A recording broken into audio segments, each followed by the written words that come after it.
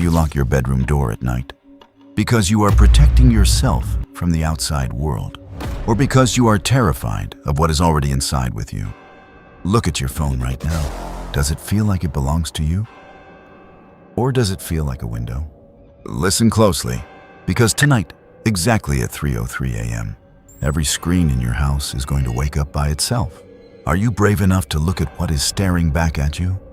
Or will you close your eyes and let them take your place? It started on a Tuesday, exactly 12 weeks ago. Across 5 million households in North America, something impossible happened at the exact same second. Every television, every smartphone, and every laptop screen flashed a single, unbroken frame of static. No news anchor, no emergency broadcast warning. Just a silent, pitch-black room, captured from a ceiling camera. But whose room was it? If you were watching that broadcast, you would have recognized the wallpaper. You would have recognized the bed. And worst of all, you would have recognized the person sleeping soundly under the blanket, even though you were sitting right there watching it live. How can your phone show a live feed of your own bedroom while you are holding it in your hand? Who was holding the camera? And why didn't the sleeping person wake up? Meet 22-year-old Daniel Vance, a quiet software developer living alone in a high-rise apartment in Chicago.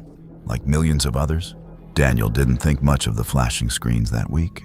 Until last Thursday night, at precisely 3:03 a.m., Daniel woke up to an unnatural, absolute silence. No traffic outside, no hum of the refrigerator, just a sharp, rhythmic tapping sound coming from his living room desk. He walked out of his bedroom, half asleep, and froze.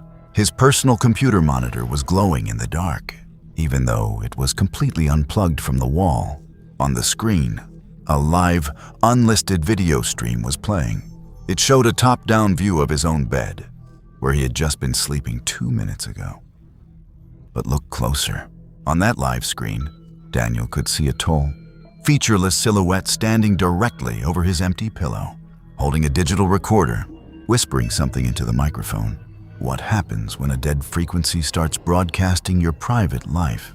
And why did Daniel's computer keep playing even after he smashed the screen with a hammer?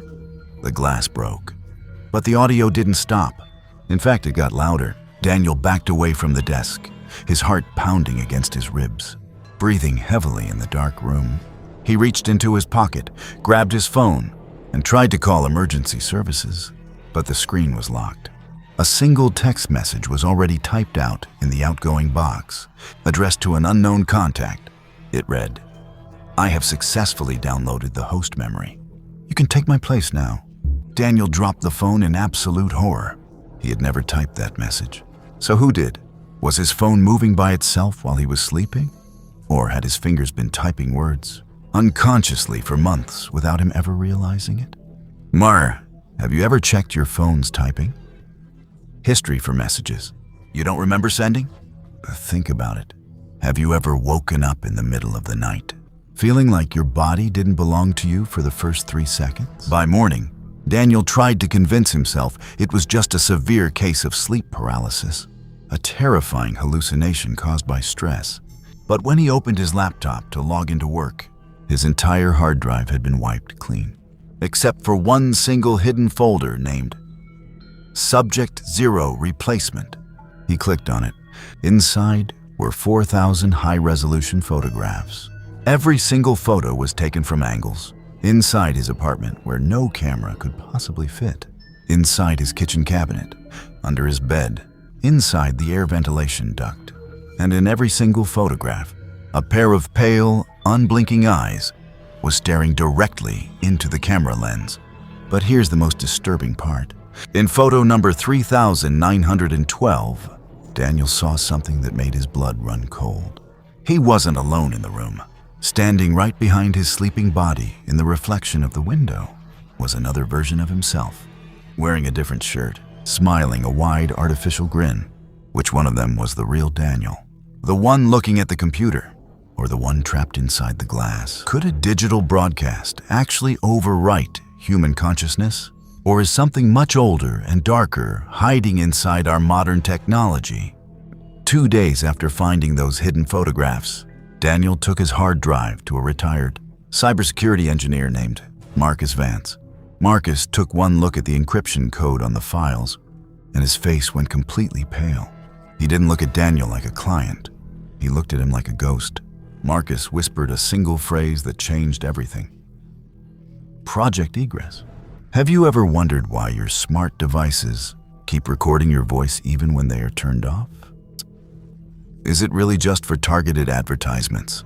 Or are they mapping the exact frequency of your soul? Marcus revealed that Project Egress wasn't a modern tech invention. It was a classified government experiment started back in 1988. Back then, they didn't have smartphones, but they had analog television broadcast towers, and they discovered something terrifying. If you expose a human brain to a specific subaudible frequency while they sleep, the brain treats digital data as an extension of its own memory.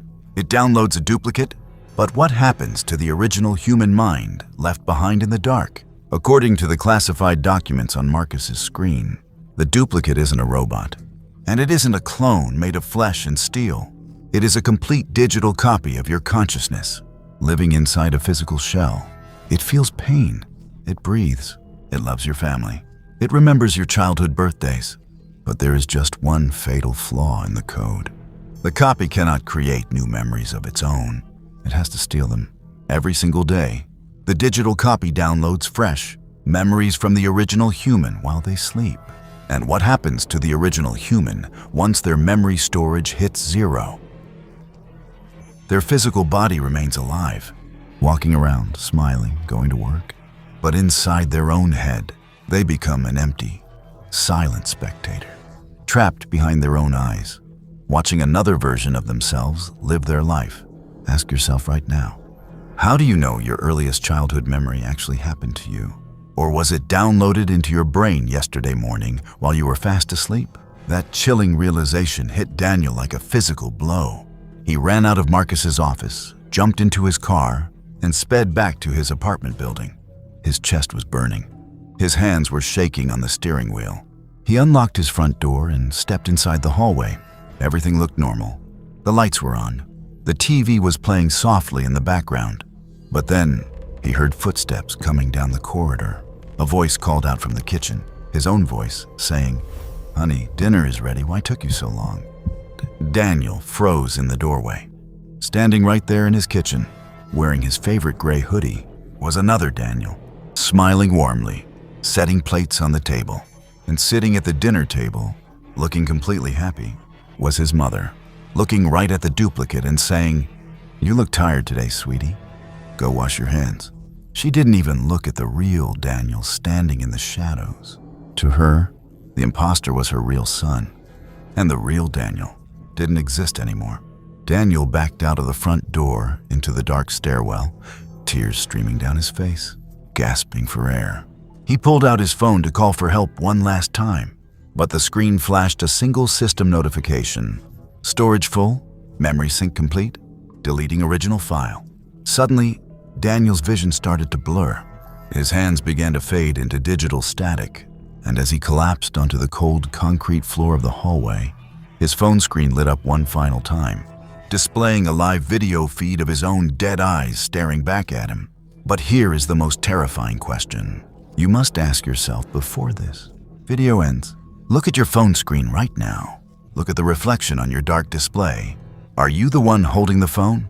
Or are you just watching the video because your copy is already standing right behind you? Think about it, and do not turn around. Good night.